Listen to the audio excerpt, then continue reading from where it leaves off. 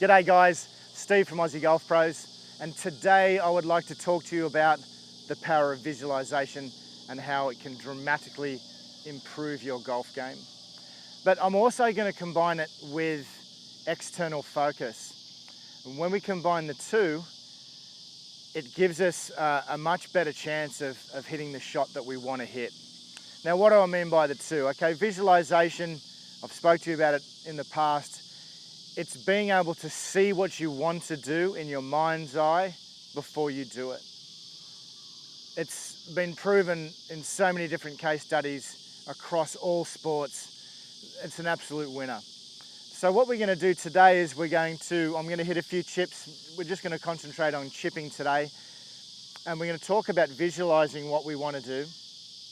But today I'm also going to add some external focus. So we're going to make sure that we're concentrating on where we want the ball to go rather than what our hands and our body's doing. So firstly, I'll just grab my trusty little Titleist ring here, but you can use anything. You can use a head cover, whatever you want.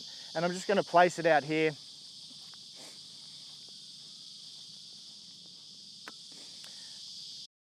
So what we're going to do is we're going to recreate a shot that we would play on the golf course.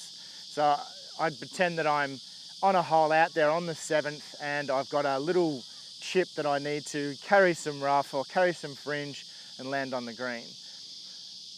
The visualization part comes when I need to be able to stand back once I've assessed what I want to do, which is part of your pre-shot routine really, and that's grabbing the club that you want to hit, deciding what shot you want to play.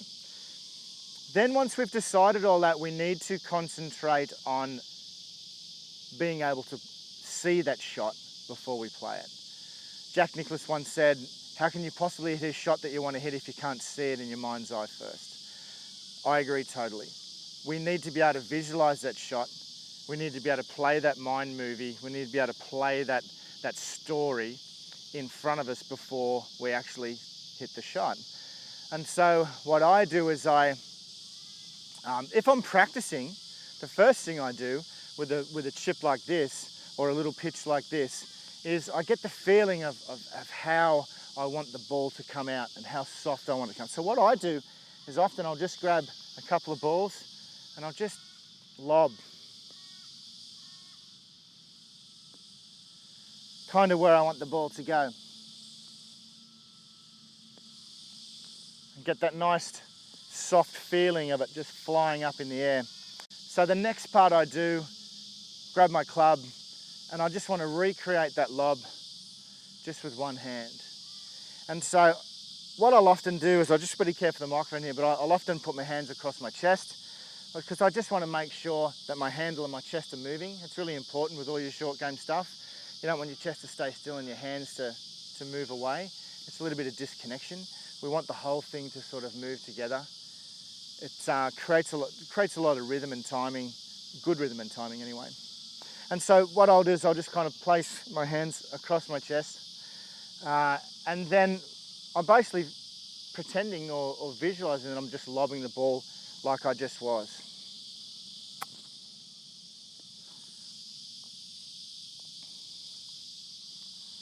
So I'm just lobbing that ball and I just get that feel with the one hand. And you guys will be surprised how well you actually chip with one hand. Because what we're normally doing is we're taking all the focus off technique and hinge and internal focus on what we're trying to do, and we're just focusing on the target. That's the important thing when we're throwing. That's why I always start when I'm practicing, obviously, is to start with lobbing the ball first, because it really identifies in your mind that you're not thinking about technique at all. When we throw, we don't say, okay, well, I'm going to hinge my elbow and thrust back, and none of that even comes into play because it's subconscious. It's something that we do automatically. So just focusing on target, we get used to just focusing on target. And that's why even if you're the poorest thrower on the planet, you can always kind of get it going in a decent direction and with some flight and with everything that you want. So then we change that just introduce the club. So we don't do anything different really. It's like taking our right hand, grabbing a club, and making the same type of action. And then from there, I'm going to practice like I'm on the golf course. And so what I do is I grab any lie that we can. I then stand back and I'm going to visualize. I've just seen that ball lobbing in that direction. I know that my external focus with this visualization is not the club, it's not the ball, it's not what my swing's doing. All it is that ring. That's my target. It might not be the ultimate end destination, but that's my target. That's my focus. That's where I want the ball to land. And so I'm going to visualize that shot 3 or 4 times, perfectly exactly the way I want to hit it.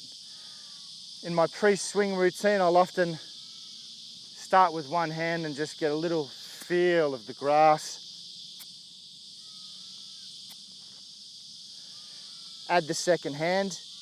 Now, we're never thinking about this when we're actually hitting the shot, but while I've got you here and I'm talking to you, I always want to feel like the handle and my chest are kind of together. So really where my handle goes, my chest goes, same thing. And then once I'm happy with the rhythm that I've got, I'm happy with the club finding the soil, I'm happy with my visualization, the exact shot I want to hit, I then just step in and play the shot.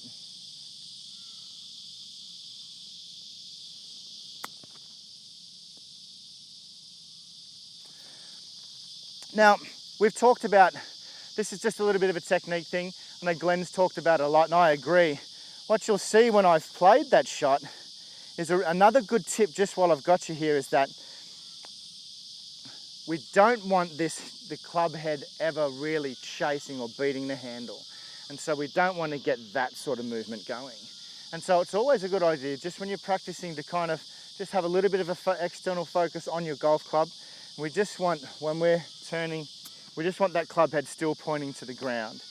And so we can handle and chest moving away, club head pointing to the ground, and we get a decent result. So, the power of visualization combined with an external focus. The next time you're out on the golf course and you've got a shot, it doesn't matter what it is. It doesn't matter, a 3-wood into a green, a 7-iron into a green, a bunker shot, a chip, a pitch.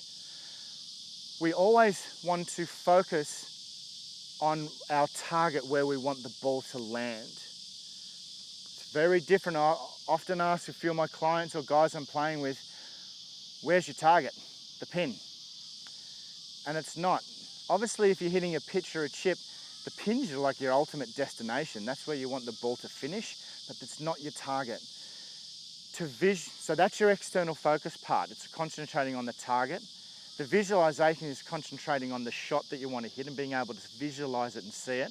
The pre-shot routine is focusing on what club you're going to use to hit that shot, what shot you're actually going to play. Now, all of these things I'm discussing have zero to do with actual hitting the ball. That needs to just come subconsciously. That needs to just be, I want the ball to go there, I'm going to throw it there. I'm going to get the ball there. Just like if I say to a client, throw them a golf ball and say, throw it into my hands, 9 times out of 10 they get pretty close. All good quality motor skills are done subconsciously, and that's what we need to do. So, just to recap, when you're practicing,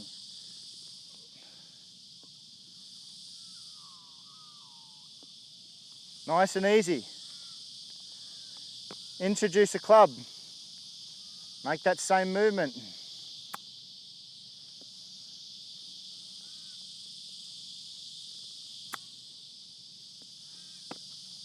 And then we introduce our second hand. A little bit of technique, handle and chest together.